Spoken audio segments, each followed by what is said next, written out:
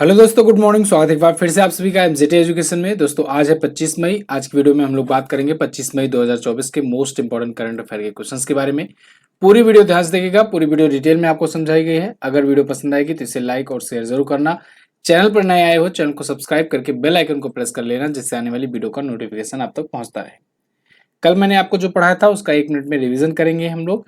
कल हम लोगों ने पढ़ा था कि अंतर्राष्ट्रीय सौर गठबंधन में 99वां देश शामिल हो गया है, स्पेन। और अभी वेस्ट बंगाल के उच्च न्यायालय ने यानी कोलकाता हाई कोर्ट ने 5 लाख ओबीसी सर्टिफिकेट प्रमाण पत्र रद्द करने का आदेश दिया है, जो वहां की राज्य सरकार ने जारी किया था। नेपाल की ओर से माउंट एवरेस्ट पर चढ़ने वाली कम आयु की सबसे कम उम्र की भारतीय महिला बन गई हैं कौम्या कार्तिकेयन। इसके अलावा भारतीय मूल के श्रीनिवास आर कुलकर्णी ने अमेरिकी वैज्ञानिक पुरस्कार साफ पुरस्कार जीता हुआ है। एनटीपीसी ने एटीडी बेस्ट अवार्ड में दुनिया में तीसरा स्थान प्राप्त किया है। टोक्यो यूनिवर्सिटी ने चिली में अभी विश्व की सबसे ऊंची वेधशाला का उद्घाटन किया है। इसके अलावा कल हम लोगों ने पढ़ा था कि फिलिस्तीन को एक स्टेट के रूप में मान्यता अभी नॉर्वे, आयरलैंड और स्पेन ने दी। मैनचेस्टर सिटी ने चौथी बार लगातार इंग्लिश फुटबॉल प्रीमियर लीग का खिताब जीता। और एशियाई रिले चैंपियनशिप में भारत ने कुल 3 मेडल जीते हैं, जिनमें 1 गोल्ड है, 2 सिल्वर मेडल है। और इंडिया फर्स्ट लाइफ इंश्योरेंस के एमडी और सीईओ बनाए गए ऋषभ गांधी। ये टॉप 10 करंट अफेयर के क्वेश्चंस थे कल के वीडियो से, जिनका आपने किया है क्विकली रिवीजन। अब हम लोग बात करेंगे आज की करंट अफेयर की, लेकिन उससे पहले मैं आपको बता दूं, एमजेटी ऐप पर इसकी फ्री में पीडीएफ और फ्री में क्विज आपको मिल जाएगी रोजाना के रोजाना। आप इसका लाभ उठा सकते हैं बिल्कुल फ्री में। पहला क्वेश्चन, एएफसी महिला एशिया कप 2026 की मेजबानी कौन करेगा? तो एएफसी महिला एशिया कप 2026 दोस्तों ये होगा ऑस्ट्रेलिया में। अभी हाल ही में एएफसी के द्वारा, एएफसी बोले तो एशियन फुटबॉल कॉन्फेडरेशन, इसके द्वारा एक मीटिंग हुई और ये मीटिंग बैंकॉक में हुई थी, थाईलैंड में। और इसमें ये डिसाइड किया गया कि 2026 का जो एशियाई जो टूर्नामेंट होगा, एशिया कप होगा महिलाओं का, उसकी मेजबानी ऑस्ट्रेलिया करेगा। अच्छा, साथ ही साथ इसमें यह भी डिसाइड हुआ कि जो 2029 में होगा उसकी मेजबानी उज्बेकिस्तान करेगा। तो ये 2026 वाला ऑस्ट्रेलिया में, 2029 वाला उज्बेकिस्तान में होगा। अच्छा, उज्बेकिस्तान में जब अगर होगा ना, तब ये महिला एशियाई कप टूर्नामेंट की मेजबानी करने वाला पहला मध्य एशियाई देश बनेगा। उज्बेकिस्तान आप जानते हो मिडिल एशियन कंट्री है, तो ये पहला मध्य एशियाई देश बनेगा। इस बार वाला कहाँ हुआ था जो अभी रिसेंट हुआ था? तो वो हुआ था 2022 में भारत में। भारत की मेजबानी में आयोजित हुआ था और चीन उसमें विजयी रहा था, कोरिया गणराज्य या कहें कि साउथ कोरिया को हरा करके। क्लियर है? आगे बढ़ते हैं। अच्छा, कुछ और अगर टूर्नामेंट्स की बात करें हम लोग, तो जैसे वेस्ट इंडीज और अमेरिका में खेला जाएगा टी20 वर्ल्ड कप, बस शुरू ही हो गया है समझ लीजिए 1 जून से। इसके अलावा इस साल हम लोग सबसे बड़ा इवेंट देखने जा रहे हैं, पेरिस ओलंपिक 2024 चल रहा है, तो पेरिस ओलंपिक होगा इस बार। ठीक है ना? टोक्यो ओलंपिक पिछली बार हुआ था टोक्यो में, इस बार फ्रांस में होगा। इसके अलावा अगर फुटबॉल वर्ल्ड कप की बात करें, तो फुटबॉल वर्ल्ड कप पिछली बार वाला कतर में हुआ था 2022 में। अब 2026 में जो होगा वो कहां पर होगा? तो आप बताओगे अमेरिका, मैक्सिको और कनाडा में, 3 देशों में होगा। अगला वाला ओलंपिक कब होगा, कहाँ होगा? तो आप कहोगे कि 2024 के बाद 4/28 और 2028 में ये होगा लॉस एंजल्स में। ठीक है, 2032 वाला होगा ब्रिस्बेन, ऑस्ट्रेलिया में। तो ये कुछ अपकमिंग टूर्नामेंट्स हैं, इनको भी आप ध्यान रखिएगा। अगला, हाल ही में भारत के किस राज्य की ई रिक्शा चालक आरती को यूके के महिला सशक्तिकरण पुरस्कार से सम्मानित किया गया है? और ये सम्मानित किया है दोस्तों वहां के राजा ने। वर्तमान टाइम पर यूनाइटेड किंगडम के जो किंग हैं चार्ल्स तृतीय, उनके द्वारा सम्मानित किया गया है। तो ये अपने आप में बहुत बड़ी बात है। ये दोस्तों हैं उत्तर प्रदेश की ई रिक्शा चालक है आरती। और देखिए आरती यहाँ पर पहुंची भी हैं इस ई रिक्शा के थ्रू, अपने पिंक ई रिक्शा है। और यहाँ पर आपको दिख रहे हैं किंग चार्ल्स तृतीय। तो किंग चार्ल्स तृतीय जो हैं, जो कि यूनाइटेड किंगडम के किंग हैं, उनके द्वारा इनको सम्मानित किया गया है। ये उत्तर प्रदेश के बहराइच जिले की रहने वाली हैं, 18 वर्ष इनकी उम्र है। आरती आरती जो है अमल क्लूनी महिला सशक्तिकरण पुरस्कार से सम्मानित की जाएंगी, जो ब्रिटेन द्वारा दिया जाता है। बकिंगम पैलेस में इनको बुलाया गया था लंदन में, वहां पर इनको सम्मानित किया गया। दोस्तों उत्तर प्रदेश सरकार एक मिशन शक्ति योजना चलाती है और उस मिशन शक्ति योजना का उद्देश्य है महिलाओं को सशक्त करना और उनको एम्पावर करने के लिए जो भी सहायता हो सके वो सरकार की तरफ से मुहैया कराना। इसी योजना के तहत इनको सब्सिडी पर गुलाबी ई रिक्शा यानी कि पिंक ई रिक्शा प्रोवाइड किया गया था। पिंक ई रिक्शा मतलब महिलाएं ही इसमें चलाती हैं। तो इसी के ज़रिए अपनी रोज़ी-रोटी ये चलाती हैं और इसको देखते हुए यहाँ पर बहुत सारी महिलाएँ जो हैं वो इन्फ्लुएंस होती हैं कि देखो ये एक महिला होकर के ऑटो चला कर के कैसे अपना पेट पाल रही है और रोज़गार का अवसर काम कर रही है। तो इसको लेकर के बहुत सारी और महिलाएँ इन्फ्लुएंस होती हैं और इसी कार्य को देखते हुए यहाँ पर ब्रिटेन में बुला करके इनको महिला सशक्तिकरण पुरस्कार दिया गया कि देखो असली महिला सशक्तिकरण तो यहाँ पर चल रहा है इंडिया में। ठीक है जी? चलिए, तो ये इंडिया के लिए और यूपी के लिए खास तौर से एक गर्व की बात होनी चाहिए। आगे बढ़ते हैं हम लोग, देखते हैं उत्तर प्रदेश कब-कब और क्यों-क्यों चर्चे में रहा पिछले दिनों।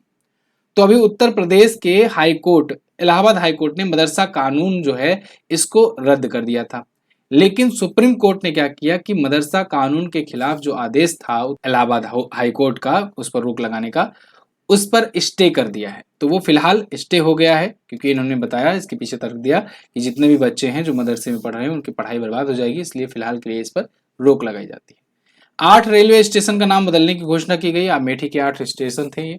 ग्रीन हाइड्रोजन पॉलिसी को मंजूरी मिल चुकी है और MUI योजना इसको चलाया गया है युवाओं को समझ लो MSME सेक्टर में लाने के लिए, अपना स्वरोजगार उत्पन्न करने के प्रति सरकार की सहायता होगी।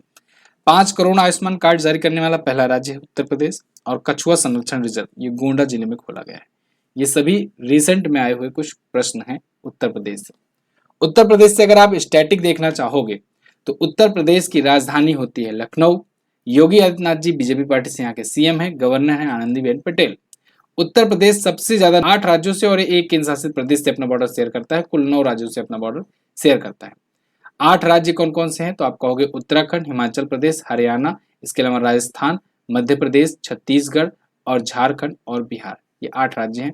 एक केंद्र शासित प्रदेश में दिल्ली से अपना बॉर्डर शेयर करता है यूपी। झीलों में अगर बात करें तो रामगढ़ ताल, सुराहा ताल, गोविंद बल्लभ पंत, मोती झील ये प्रमुख झीलें हैं।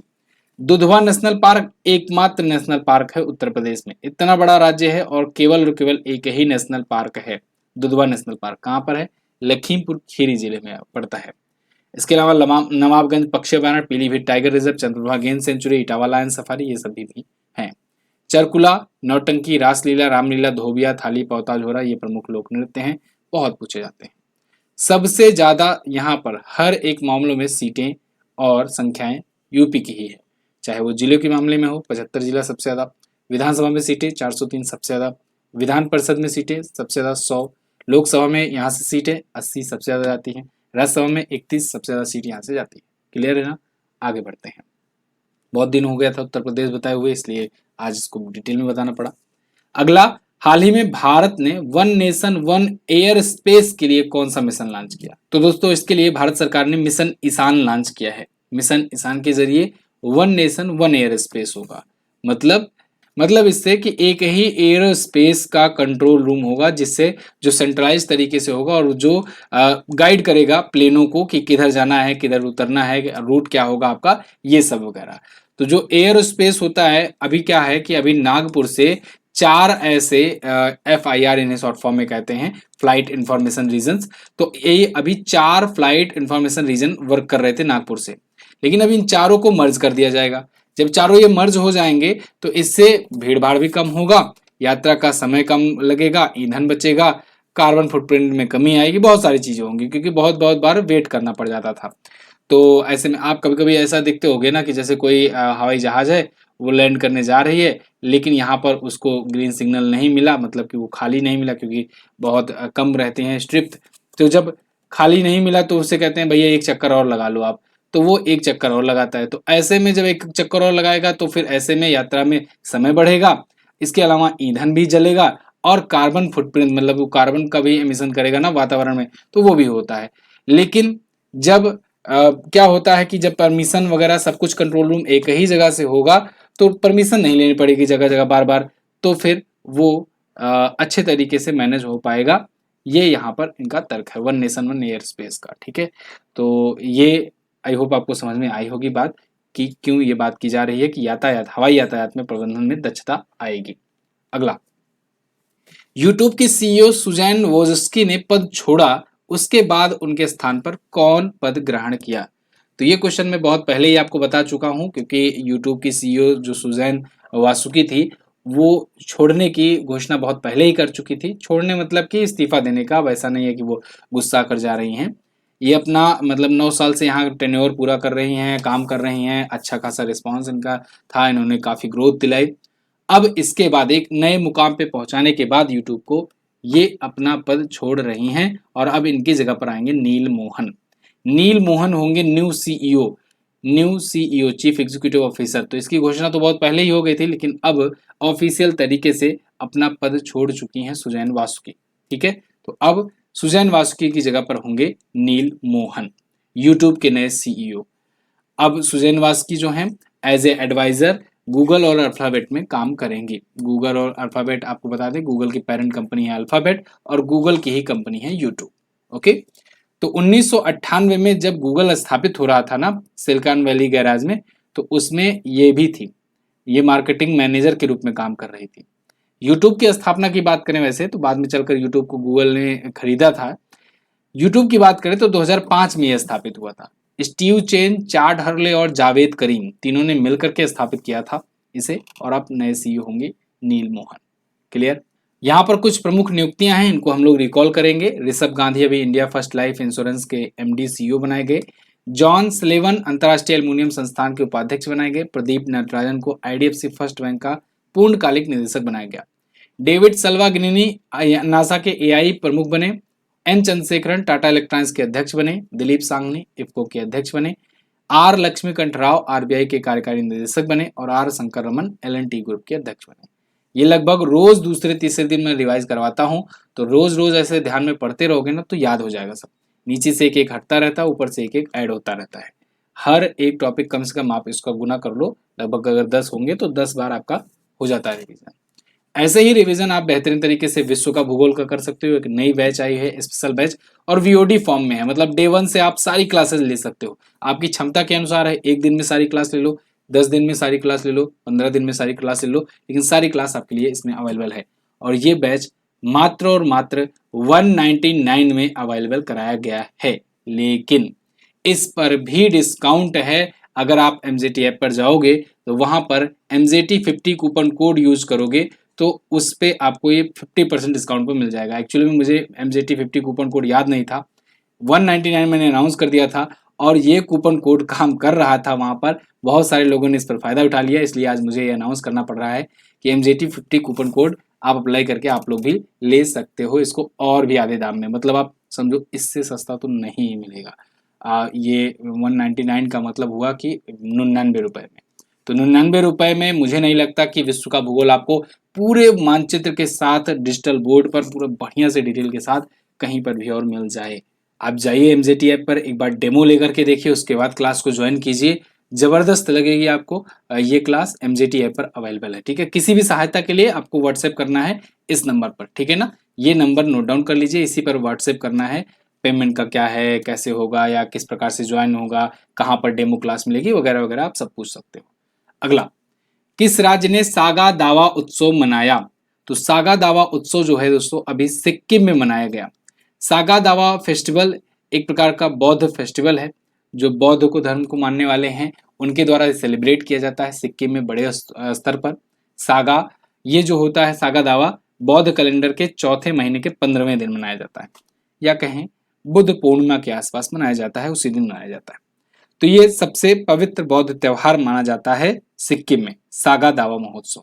ठीक है, और ये कहते हैं कि ट्रिपल ब्लेस्ड ओकेशन पर मनाते हैं, ट्रिपल ब्लेस्ड ओकेशन के नाम से। ट्रिपल ब्लेस्ड ओकेशन, बुद्ध के जन्म, बुद्ध के ज्ञान प्राप्ति और बुद्ध के महापरिनिर्वाण यानी निधन, इन तीनों को लेकर के ट्रिपल ब्लेस्ड ओकेशन कहा जाता है और उसको इसी दिन सेलिब्रेट किया जाता है। ठीक है ना, बुद्ध पूर्णिमा के अवसर पर। तो इस सिक्किम का उत्सव है, इसको ध्यान रखिएगा। अब पिछले दिनों में भी बहुत सारे महोत्सव आए थे, उनका रिवीजन करेंगे। तो पिछले दिनों में दोस्तों अभी राजसी चिथराई महोत्सव मनाया गया केरल में। खेलंग महोत्सव मेघालय में मनाया गया। त्रिशूरपुरम केरल में। शक्ति संगीत और नृत्य महोत्सव था, 7 शक्तिपीठों में हुआ। गणगौर पर्व राजस्थान में हुआ। ऊंट महोत्सव भी राजस्थान में हुआ। उगादी महोत्सव आंध्र प्रदेश, तेलंगाना, कर्नाटक में हुआ, जब गुड़ी पड़वा वगैरह हुआ था। सिग महोत्सव गोवा में हुआ। क्लियर है ना, याद रहेगा। सिक्किम के बारे में, अभी सिक्किम में इसी महीने हम लोगों ने सिक्किम राज्य स्थापना दिवस मनाया, क्योंकि 16 मई को 1975 को 1975 को दोस्तों आर्टिकल 2 के तहत, आर्टिकल 2 के तहत, अनुच्छेद 2 के तहत इसको शामिल किया गया था। किसमें? भारतीय गणराज्य में शामिल किया गया था। किसे? सिक्किम को। उसके लिए हम लोगों ने 36वां संविधान संशोधन किया था 1975 का, और सिक्किम को एज ए 22nd राज्य, स्टेट्स ऑफ इंडिया, इसे शामिल किया गया था। भारत का 22वां राज्य बना था सिक्किम। ठीक है जी। चलिए, गंगटोक इसकी कैपिटल है। अपना बॉर्डर ये इधर भूटान से, ऊपर चाइना से, और इधर साइड या कहें कि वेस्ट साइड में नेपाल शेयर करता है, नीचे ये पश्चिम बंगाल शेयर करता है। 6 जिले हैं, विधानसभा में 32 सीटें, और लोकसभा में 1, राज्यसभा में 1 सीट जाती है यहाँ पर। ठीक है, 6 क्या 4 जिले हैं यहाँ पर, 4 जिले हैं यहाँ पर, ईस्ट वेस्ट नॉर्थ साउथ करके। आगे, किस देश से अगली पीढ़ी का परमाणु ईंधन प्राप्त होगा? तो नेक्स्ट जनरेशन का परमाणु ईंधन ये रूस देगा भारत को। अभी हाल ही में एक डील साइन हुई है, यहाँ पर देखिए, India to get next generation nuclear fuel, says Russian nuclear agency chief. Russia की न्यूक्लियर एजेंसी है, उसके चीफ ने ये कहा हुआ है, और इन्होंने कहा है कि इंडिया जो है एक की पार्टनर है, और ये हमेशा की पार्टनर के रूप में रखना चाहते हैं इसे। तो एलेक्सी लिखाचेव जो है, इन्होंने अभी ट्यूसडे को इंडिया को एक की पार्टनर बताया, और इन्हें यानी इंडिया को न्यूक्लियर फ्यूल देने की बात कही है। ये समर में ही देंगे, मतलब इसी गर्मी में देंगे। तो रसिया टुडे में भी ये बात निकल करके आई हुई है। तो परमाणु ऊर्जा रिएक्टर में ये यूज किया जाएगा परमाणु ईंधन। ऑब्वियस सी बात है, ईंधन ऑब्वियस सी बात है, हम लोग इसका ऐसा तो नहीं न्यूक्लियर बम बनाने जा रहे हैं, ठीक है ना, बम बनाने काम अपने पड़ोसियों का है। तो यहाँ पर हम लोग रिएक्टर के रूप में काम करेंगे, यानी कि बिजली उत्पादन के रूप में काम करेंगे। दोस्तों, रिएक्टर में क्या होता है, परमाणुओं को विभाजित करके जल को भाप में बदलकर टरबाइन चालू किया जाता है, और इससे फिर इलेक्ट्रिसिटी जनरेट की जाती है, और परमाणु ऊर्जा रिएक्टर से बहुत ज़्यादा मात्रा में इलेक्ट्रिसिटी प्रोड्यूस होती है, क्योंकि ये लगातार चलते रहते हैं। जैसे अभी के टाइम पर बात करें तो भारत के पास 6.8 गीगावाट की कुल क्षमता वाले 22 परमाणु ऊर्जा रिएक्टर हैं, जिनमें देश भर में जितनी एनर्जी प्रोड्यूस होती है उनमें लगभग 3% हम लोग परमाणु ऊर्जा रिएक्टर से करते हैं। क्लियर है ना, समझ में आई बात? आगे बढ़ते हैं। यहाँ पर रसिया से रिलेटेड कुछ इंपॉर्टेंट पॉइंट्स है, रिवीजन करिए, रिवीजन बहुत जरूरी है। जो भी देखो, इस रिवीजन से क्या फायदा होता है जानते हो? इससे ये होता है कि पिछले दिनों के, पिछले 6 महीने या साल भर के जो भी उससे रिलेटेड पॉइंट्स होते हैं वो आप यहाँ एक साथ देख पाते हो। तो अगर इसका मन करे तो स्क्रीनशॉट भी ले लिया करो, एक बार दिन में अगर रिकॉल कर लोगे, रिवीजन कर लोगे तो और अच्छा हो जाएगा। मिखाइल मिशुस्तिनी यहाँ रूस के प्रधानमंत्री भी बने हैं। जब रसिया के प्रेसिडेंट एक बार फिर से बने व्लादिमीर पुतिन, तो इनको इन्होंने अपना प्राइम मिनिस्टर बनाया। इसके अलावा अंगारा A5 अंतरिक्ष रॉकेट का सफल परीक्षण किया गया। भारतीय सेना ने रूस से Igla S man portable air defence system लिया। भारतीय सेना इससे पहले S-400 भी इसी से ले जा चुकी है, जिसका नाम बदलकर सुदर्शन कर दिया गया है। विनय कुमार रूस में भारत के राजदूत बनाए गए हैं। व्लादिमीर पुतिन 5वीं बार रूस के राष्ट्रपति बने। अगला, भारत की तीसरी यूनिकॉर्न कंपनी कौन बनी 2024 में? तो दोस्तों, वर्ष 2024 में तीसरी यूनिकॉर्न कंपनी भारत की बन गई है पोर्टर। पोर्टर से सब हो जाएगा। तो देखो, यहाँ पर इंडिया ने अपना तीसरा यूनिकॉर्न देखा 2024 में। 2024 का साल जो है ना, थोड़ा सा गड़बड़ से भरपूर रहा। मैं आपको क्या कहूँगा कि बढ़ने के बजाय एक यूनिकॉर्न कम ही हो गई थी। बाइजूस को आपने देखा, बाइजूस जो है यूनिकॉर्न की लिस्ट में अब नहीं रही, वापस हो गई है, मतलब वहाँ से निकल चुकी है, क्योंकि उस पर बहुत ज़्यादा कर्ज हो गया था, डूब गई कंपनी। तो बाइजूस जो है एक यूनिकॉर्न कम हुई, और वहीं पर 3 यूनिकॉर्न अब आ चुकी हैं। इस साल में बात हो रही है, टोटल भारत में 107 यूनिकॉर्न आज के टाइम पर हैं, और भारत जो है दुनिया का तीसरा सबसे ज्यादा यूनिकॉर्न वाला देश है, अमेरिका चाइना के बाद। तो तीसरा सबसे ज्यादा यूनिकॉर्न इंडिया में है।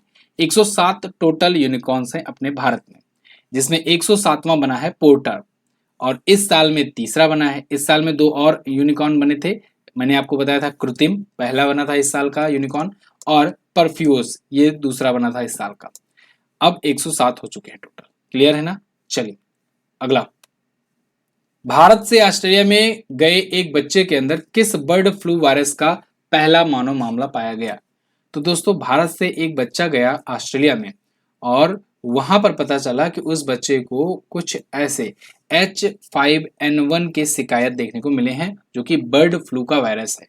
मतलब ये बर्ड में, पक्षियों में होने वाला फ्लू है, और ये वायरस पहली बार मानव में पाया गया ऑस्ट्रेलिया में। तो H5N1 का केस वहां पर पहली बार देखने को मिला है, यहाँ पर देखिए आर्टिकल है, first human case of bird flu reported in Australia in a child who acquired it while in India. जो इसे भारत में अपना मतलब इससे संक्रमित हुआ और उसके बाद वो ऑस्ट्रेलिया में गया था, वहां पर ले गया ये वायरस। तो ये avian influenza type A virus कहा जा रहा है। इसी का सब टाइप है H5N1 और H9N2 भी होता है इसी का। तो H5N1 से ये बर्ड फ्लू वायरस से ग्रसित है ये बच्चा, जो कि अब ऑस्ट्रेलिया में जा चुका है। अमूमन ये वायरस जंगली जलीय पक्षियों में या घरेलू मुर्गियों में, अन्य पक्षियों में, प्रजातियों में पशु के ये पाए जाते हैं। अगला, हाल ही में किस देश की लेखिका जेनी एर्पेनबेक ने 2024 का अंतर्राष्ट्रीय बुकर पुरस्कार जीता? मोस्ट इंपॉर्टेंट क्वेश्चन है ये। अभी हाल ही में दोस्तों जेनी एर्पेनबेक ने 2024 का अंतर्राष्ट्रीय पुरस्कार जीता है, बुकर पुरस्कार। ये जर्मनी की रहने वाली हैं। साथ ही साथ एक और रिकॉर्ड बना दी है कि ये पहली जर्मन महिला लेखिका बन गई हैं जिन्होंने ये पुरस्कार जीता है। ठीक है, बुकर पुरस्कार, इंटरनेशनल बुकर पुरस्कार बहुत बड़ा पुरस्कार होता है लेखकों के लिए, साहित्यकारों के लिए। पहले ये मैन बुकर पुरस्कार के नाम से जाना जाता था, अब इसका नाम बदलकर इंटरनेशनल बुकर अवार्ड कर दिया गया है। 2005 से ये शुरू किया गया था। इसमें 50,000 पाउंड या कहें कि 64,000 US डॉलर दिया जाता है पुरस्कार राशि। तो जेनी एर्पेनबेक को दिया गया है और इनके अनुवादक माइकल हॉफमैन को मिला है। अनुवादक क्यों? एक्चुअली में दोस्तों ये पुरस्कार ना अंग्रेजी भाषा में जो राइटर होते हैं उनको दिया जाता है। अगर आपको याद हो, ए टॉम ऑफ सैंड के लिए दिया गया था गीतांजलि श्री को, है ना, पिछली बार वाला। तो गीतांजलि श्री जब टॉम ऑफ सैंड पाई थी तो उसमें भी उनको अनुवादक का सहारा लेना पड़ा था ये अवार्ड पाने के लिए। किसी से अनुवाद कराए थे, उसके बाद फिर वो अवार्ड मिला था। तो इंग्लिश भाषा के लिए देते हैं। तो यहाँ पर माइकल हॉफमैन ने इनका अनुवाद किया था। ठीक है, तो फिलहाल ये पहली जर्मन बन गई हैं जिन्होंने ये पुरस्कार जीता है। इनके और किताबें जो हैं the end of days, go want gone, ये सभी हैं। अगला, ये कुछ और पुरस्कार हैं, कल हम लोगों ने रिवीजन किया था, तो आज हम लोग आगे बढ़ेंगे। हाल ही में किस क्रिकेटर ने IPL से संन्यास की घोषणा की? तो दोस्तों दिनेश कार्तिक DK साहब ये IPL से संन्यास ले चुके हैं। IPL से संन्यास की, हालांकि इन्होंने ऑफिशियल अपने तरफ से घोषणा तो नहीं की, लेकिन जिस तरफ से इनके हाव भाव दिख रहे थे, जिस तरह से जियो सिनेमा ने भी वहां पर इनको ट्रिब्यूट दिया, बाकी खिलाड़ियों ने उनको ट्रिब्यूट दिया, एक प्रकार से लास्ट में ये भी भावुक हो गए थे। तो उस हिसाब से लगा कि हाँ बस ये इनका अंतिम था। लेकिन मैं फिर से बता रहा हूँ, इन्होंने ऑफिशियल ना कहीं किसी सोशल मीडिया प्लेटफॉर्म पर, ना कहीं किसी इंटरव्यू में, ना किसी अभी लेटर में इन्होंने बताया है कि अब हम नहीं खेलेंगे IPL तो छोड़ो, ये T20 इंटरनेशनल के बारे में भी ऐसे ही सेम है कि नहीं बताएं। लेकिन माना ये जा रहा है कि अब इनका कैरियर जो है वो समाप्त हो चुका है एज ए ग्राउंड पर, और क्रिकेटर के रूप में, प्लेयर के रूप में, खिलाड़ी के रूप में। लेकिन क्योंकि अभी T20 विश्व कप की जब लिस्ट आई थी कि कौन कौन खेलेगा, तो उसमें पहले तो उम्मीद जताई जा रही थी कि हो सकता है DK आए, लेकिन ये नहीं उसमें शामिल थे। तो जब उसमें जगह नहीं पाए तो ICC ने अप्रोच किया। ICC ने कमेंट्रेटर के रूप में इनको अप्रोच किया, ये कमेंट्री भी अच्छा करते हैं। तो 40 लोगों की जो कमेंट्रेटर की लिस्ट ICC ने निकाली, तो उसमें इनको शामिल किया गया है। तो ये फिलहाल T20 विश्व कप जो अभी 1 जून से शुरू होने जा रहा है उसमें कमेंट्री करते हुए नजर आएंगे आपको। 2004 में ये इंटरनेशनल क्रिकेट में डेब्यू किए थे। 300 से ज़्यादा T20 मैच खेल चुके हैं, लेकिन अभी ये जो है, जैसा कि मैंने आपको बताया, ऑफिशियल रूप से इन्होंने रिटायरमेंट का अनाउंसमेंट नहीं किया है। जब ऑफिशियल अगर करते हैं तो मैं आपको ज़रूर बताऊंगा। फिलहाल के लिए जब तक मैं ये वीडियो रिकॉर्ड कर रहा हूँ, ऐसा कोई इनके द्वारा ऑफिशियल अनाउंसमेंट नहीं किया गया है। क्लियर है? लेकिन सब लोग ट्रिब्यूट दे चुके हैं, जितनी वेबसाइट्स हैं, जितने न्यूज़ चैनल हैं, सब इनको ट्रिब्यूट दे रहे हैं, सब इनके बारे में ये लिख रहे हैं, संन्यास ले लिया है। तो इसलिए मैंने भी आपको क्वेश्चन बता दिया है। ये प्रमुख इस्तीफे और संन्यास हैं जो पिछले दिनों में आए थे चर्चे में, जैसे तमिलसाई सौंदरराजन तेलंगाना और पुडुचेरी के राज्यपाल पद को छोड़ी बीजेपी ज्वाइन कर ली। अरुण गोयल चुनाव आयुक्त थे, इन्होंने वहां से इस्तीफा दिया। बनवारी लाल पुरोहित पंजाब और चंडीगढ़ के राज्यपाल पद से इस्तीफा दिया। हेमंत सोरेन झारखंड के मुख्यमंत्री पद से इस्तीफा दिए, उसके बाद जेल गए। चंपई सोरेन को यहाँ का नया मुख्यमंत्री बनाया गया। सुनील छेत्री अंतर्राष्ट्रीय फुटबॉल से संन्यास ले लिए हैं। दुनिया के तीसरे सबसे ज्यादा एक्टिव खिलाड़ी जो सबसे ज्यादा इंटरनेशनल मैच में गोल किया हुआ हो वो थे, लेकिन अब फिलहाल संन्यास ले चुके हैं। उदय कोटक कोटक महिंद्रा बैंक के MD और CEO से पद से छोड़े, और अनंत माहेश्वरी माइक्रोसॉफ्ट इंडिया को छोड़े। क्लियर है ना? चलिए, तो ये थे आज के दिन के टॉप 10 करंट अफेयर के क्वेश्चंस। आई होप आपको वीडियो पसंद आई होगी। ये बुक है हमारी असिस्टेंट लोको पायलट और टेक्नीशियन की। अगर आप प्रैक्टिस सेट चाहते हो, एक बेहतरीन प्रैक्टिस सेट, तो आप इसे ऑर्डर कर सकते हो अमेजन से जाकर के। लिंक डिस्क्रिप्शन में भी आप इनको मिल जाएगा, या फिर अमेजन पर जाकर हमारी किताबें आप सर्च कर सकते हो जनरली। वन लाइनर चाहिए तो आप व्हाट्सएप पर आइए, वन लाइनर आपको यहाँ पर मिल जाएगा, और डिटेल पीडीएफ आपको टेलीग्राम पर मिल जाएगा। सभी की लिंक मैं डेली का डेली पोस्ट कर दिया करता हूँ और पिन कर दिया करता हूँ कमेंट बॉक्स में, आप वहां से ज्वाइन कर सकते हैं। कल मैंने आपसे क्वेश्चन पूछा था, आईपीएल में सबसे ज्यादा विकेट लेने वाले खिलाड़ी को कौन सा अवार्ड दिया जाता है? तो जो सबसे ज्यादा विकेट लेता है उसे मिलता है पर्पल कैप, और जो सबसे ज्यादा रन बनाता है उसे मिलता है ऑरेंज कैप। विश्व का सबसे बड़ा एल्युमिनियम उत्पादक चीन है। ठीक है, आज आपको क्या बताना है? आज आपको बताना है कलकत्ता हाईकोर्ट ने जो 5 लाख ओबीसी सर्टिफिकेट रद्द किए हैं, ये कब जारी किया गया था। इसके अलावा प्रसिद्ध जो 100 पुरस्कार है, इनमें से किस क्षेत्र में दिया जाता है? दोनों ही बताइएगा कमेंट करके। मिलते हैं साथियों अगली वीडियो में, इसकी पीडीएफ आपको टेलीग्राम पर मिलेगी। तब तक के लिए नमस्कार, जय हिंद, वंदे मातरम।